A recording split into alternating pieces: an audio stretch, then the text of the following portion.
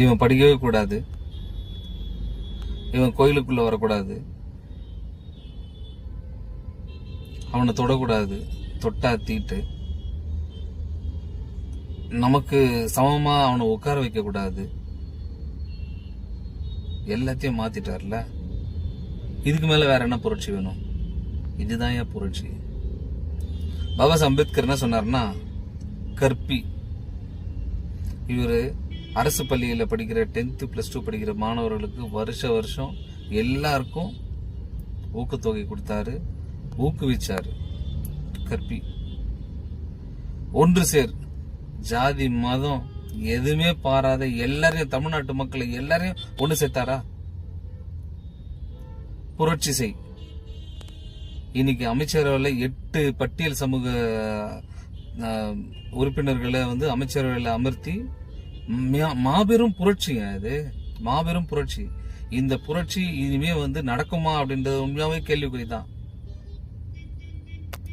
அண்ணன் திருமாவர்களுடைய முகத்தை இப்பதான் பாக்குறேன். அவ்வளவு மகிழ்ச்சியான ஒரு மனிதன்.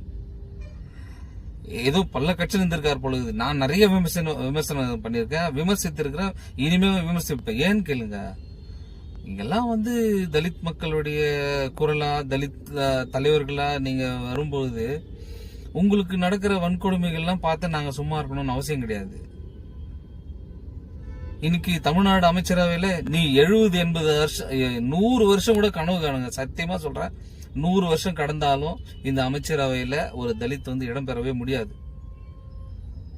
அந்த மாதிரி ஒரு அமைச்சரவையை இந்த 2026 தேர்தலில் வெற்றி பெற்ற வெற்றி கழக தமிழகத்தின் வெற்றி கழக தலைவர், மாண்புமிகு முதல்வர் அண்ணன் திரு ஜோசப் விஜய் அவர்கள் நிறைவேற்றி இருப்பது மகிழ்ச்சியான தருணம். இது சாதனை, இதுதான் புரட்சி.